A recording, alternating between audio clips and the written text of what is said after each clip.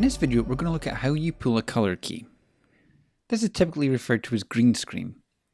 We're going to look at how to create a key and how to use masks to help with a difficult key. We're going to work with deliberately poorly shot footage, because if you can create a good solid key with bad material, it'll be an absolute walk in the park when you have stuff that's been correctly shot. So, let's get started. We'll start as always by creating a new composition. The preset we're going to be using in this example is HDTV 720x25. If that's selected, we're going to click OK.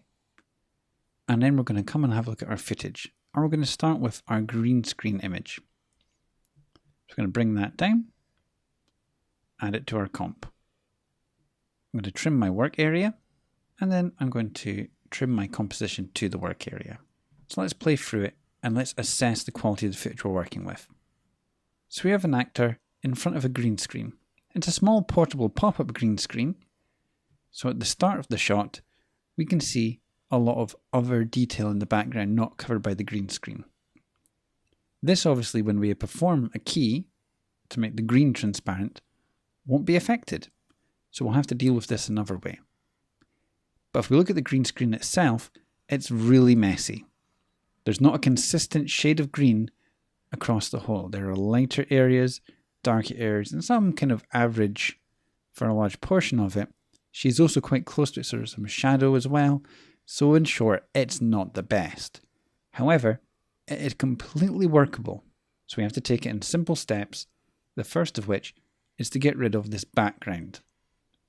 And we're going to do that with a mask. To create a mask, I'm going to zoom out a little bit.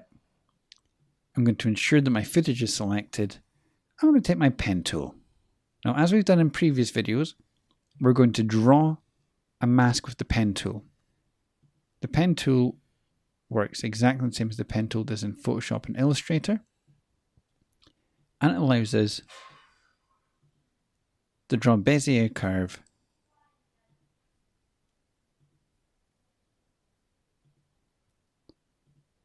So we have our Bezier curve and it's created a mask. Now it is showing us everything within the mask. We're going to invert that by coming to the layer itself, opening the mask, and we're going to select invert. We're going to apply a slight feather just to soften the edge of it.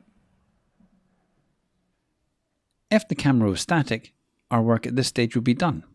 However, because this footage zooms in, we're going to have to keyframe that mask to expand out so that we're able to have the entirety of the actor on screen at any one time. The process for keyframing a mask is pretty straightforward and very similar to keyframing any attribute.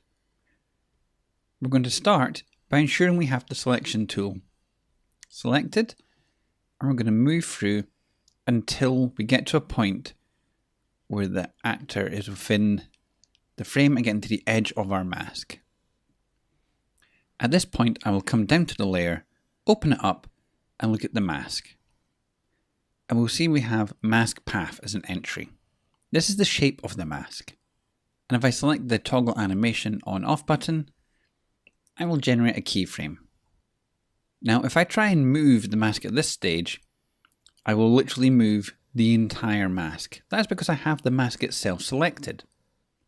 What I need to do is I need to change the shape of the mask. So I need to move the individual anchor points to expand them out as the actor takes up more of the space within the frame. To do that, deselect everything and select the layer, not the mask. At that point, with my selection tool, I can select individual anchor points and I can move them around. So I will move forward in time until the zoom has finished. And then I will reposition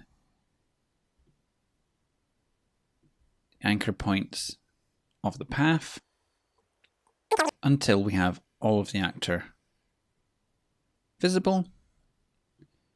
And then I'll scrub through to ensure there's no point where she goes underneath the mask and is obscured in any way, or there's no major portion of her hair lost by the mask. Now we stayed zoom in for some time, and then the zoom pulls out.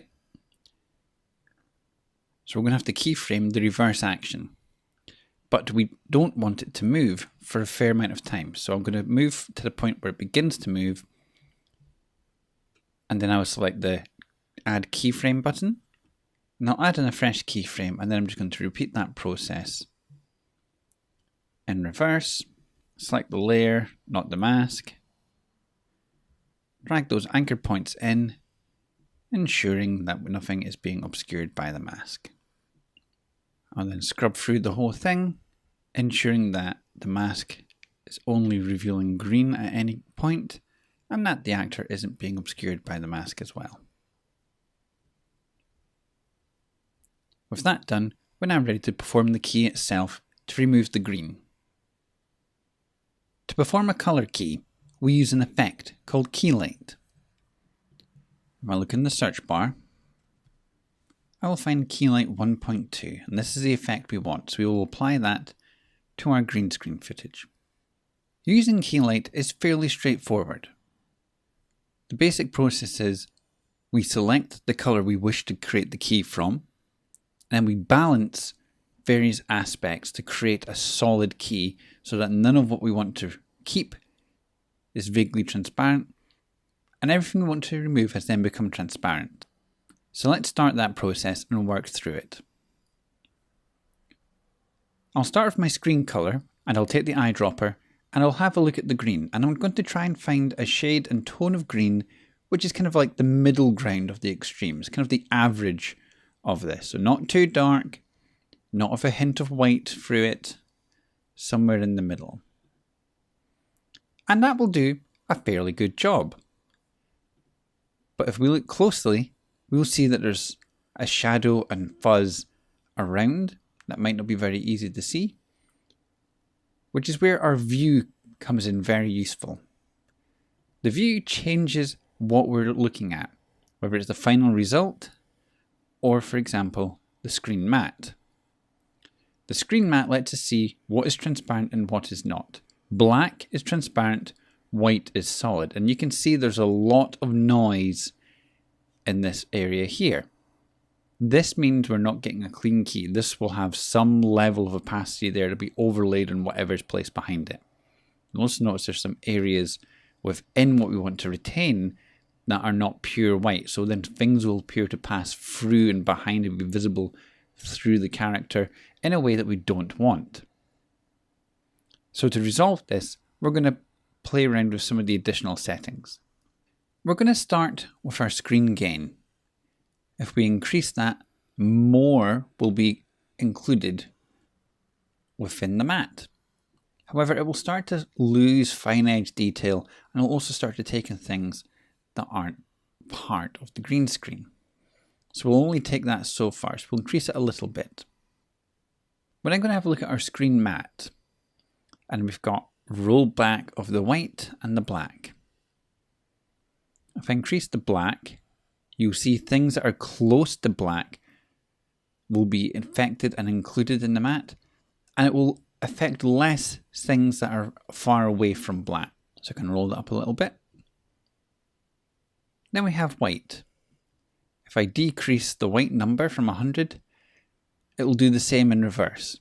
So things that are close to white will be included, and the areas within the matte that have got a little bit of transparency present will fade out.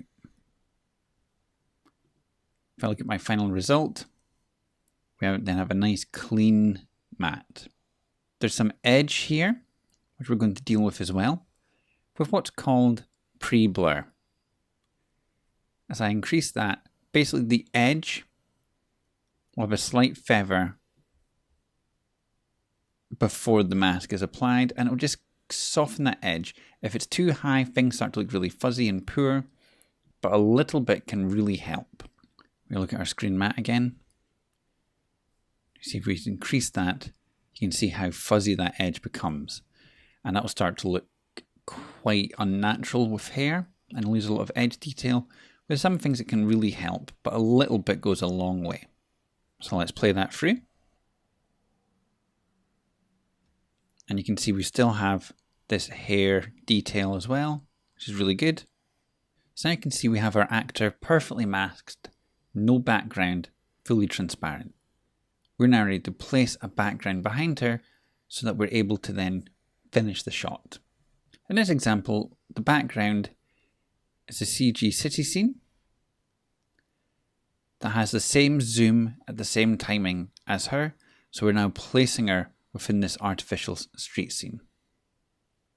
If we wanted to then sell this a bit more, we could look at the color tone of the background and then try and match her to that. As her white is a bit warmer than the cooler whites of this scene, she doesn't look like she's lit by the same lighting as the environment.